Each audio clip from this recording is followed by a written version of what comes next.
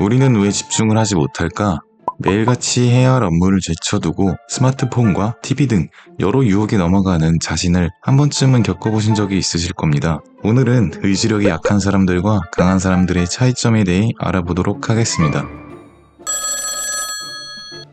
대부분의 사람들은 집중력 부족의 원인으로 너는 의지력이 약할 뿐이야 라고 말하곤 합니다. 하지만 여러분, 정말 억울한 순간들이 있지 않나요? 중요한 과제나 프로젝트에 집중을 하고 다짐했는데 며칠 동안 기다려온 드라마가 하는 날이라든지 다이어트를 열심히 했는데 부모님이 치킨을 사온다든지 말이죠. 세상은 종종 우리의 인내심을 시험하는 상황을 던져줍니다. 이런 상황에서 필요한 것이 바로 의지력입니다. 의지력은 단기적인 유혹에 빠지지 않고 부적절한 생각과 감정을 무시하며 충동을 억제하는 능력입니다. 우리는 의지력이 타고난 것이라고 생각하곤 하죠.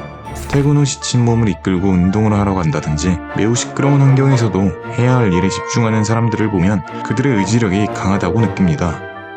그렇다면 정말 의지력은 사람마다 타고나는 천성일까요? 절대 그렇지 않습니다. 과거에는 의지력을 배터리에 비유하곤 했습니다.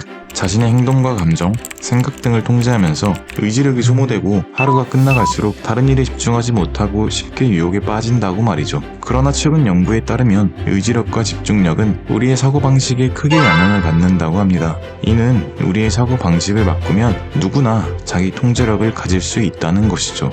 의지력은 소모성이어서 고갈되는 것이 아니라 스스로의 믿음에 좌우된다는 것입니다. 이것이 의미하는 바가 무엇일까요? 바로 의지력을 대하는 사고방식에 대한 차이입니다. 한 가지 일을 하고 쉽게 포기하는 사람들은 의지력을 제한된 것으로 보고 스스로의 한계를 결정해 놓은 사람들이고, 유혹에 맞서고 계속해서 다른 노력을 하는 사람들은 의지력은 무한한 것이기 때문에 스스로를 통제할 수 있다고 믿는 사람들이었죠. 즉, 자신에게 끊임없이 예언을 하면서 스스로가 생각하는 대로 되는 것이었죠. 그 유명한 마시멜로 실험의 후속 연구에서도 아이들이 당장의 보상을 참는 것이 단순히 의지력 차이 때문이 아니라는 것이 밝혀졌습니다. 가난한 환경에서 자란 아이들은 현재 음식이 언제 다시 올지 모르는 상황에서 당장의 보상을 선택하는 것이 더 낫다고 생각합니다. 반면 풍족한 환경에서 자란 아이들은 당장의 보상에 집착하지 않아도 된다는 상황에 더 익숙하겠죠. 다시 말해, 한 사람의 의지는 주변 환경과 다양한 요인들에 의해 결정될 가능성이 높다는 것이죠.